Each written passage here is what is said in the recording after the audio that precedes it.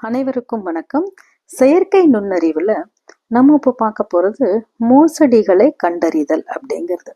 இப்போ தொலைத்தொடர்பு துறை இருக்கு இல்லையா, இந்த டெக்னாலஜிமெண்ட் இம்ப்ரூவ்மெண்ட்ல இங்க ஃப்ராடுத்தனம் பண்றது அப்படிங்கிறது, இந்த மோசடி நடவடிக்கைங்கிறது ரொம்ப அதிகமாயிடுச்சு.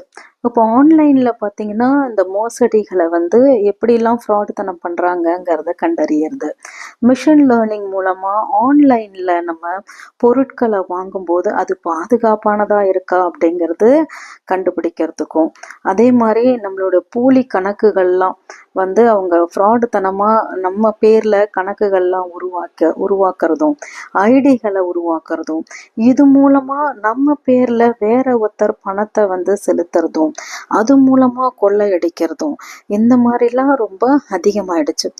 அப்போ என்ன செய்யணும் அப்படின்னா, அந்த ஏஐ டெக்னாலஜியை பயன்படுத்தி இந்த ஆன்லைன் மோசடியை நம்ம கண்டுபிடிக்கணும். அப்போ இந்த மோசடியை கண்டுபிடிக்கிறதுக்கு நமக்கு இந்த ஏஐ அப்படிங்கிறது எப்படிலாம் பயன்படுது அப்படின்னா, சட்டவிரோதமான நடவடிக்கைகளை கண்டறிஞ்சு அதை தடுக்கிறதுக்கு பயன்படுது. பொதுவா ஒரு தனிநபராகட்டும், இல்லாட்டினா ஒரு நிறுவனம் ஆகட்டும், இல்லாட்டினா ஒரு நிதி நிறுவனம் ஆகட்டும், இதுக்கு எதிரான மோசடியெல்லாம் கண்டறிஞ்சு அதை தடுக்கிற நடவடிக்கைகளை இந்த செயற்கை நுண்ணறிவு அப்படிங்கிறது பயன்படுது.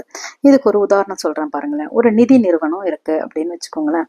அது வாடிக்கையாளருடைய இந்த பரிவர்த்தனை எல்லாம், அவங்க பணத்தெல்லாம் கொடுக்குறாங்க எடுக்கிறாங்க அப்படின்னா அது எல்லாத்தையும் அலசி பார்க்கும்போது அது என்ன செய்யும் அப்படின்னா, அந்த வாடிக்கையாளர் ஒரே நேரத்துல 2 நாடுகளோட பண பரிவர்த்தனை செய்யறாரு அப்படின்னா அவர் மோசடி செய்யறாரு அப்படிங்கறது அது கண்டுபிடிச்சிடுது.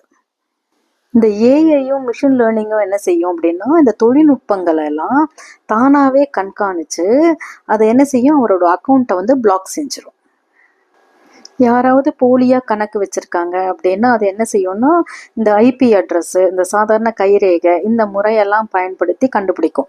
அதுவே ஒருத்தர் ஒரு கிரெடிட் கார்டை பல்வேறு கணக்குல பயன்படுத்துறாரு அப்படின்னா அவர் மோசடி செய்யறாரு அப்படிங்கறத அது வணிகத்துறையிலையும் கண்டுபிடிச்சிருது. காப்பீட்டு துறையிலையும் பார்த்தீங்கன்னா, ஒரு மாதிரி காப்பீட்டு வச்சுக்கிட்டு பல இடங்கள்ல அது ஒன்னுத்தையே அவர் சமர்ப்பிக்கிறாரு, அதை கொண்டு போய் எல்லா இடங்களையும் காமிக்கிறாரு அப்படின்னா அதையும் இது கண்டுபிடிச்சிருது. இந்த மாதிரி ஏஐ சட்டவிரோதமா நடைபெறுகின்ற பல்வேறு மோசடிகளை கண்டுபிடிக்கிறதுக்கு பயன்படுது. நன்றி.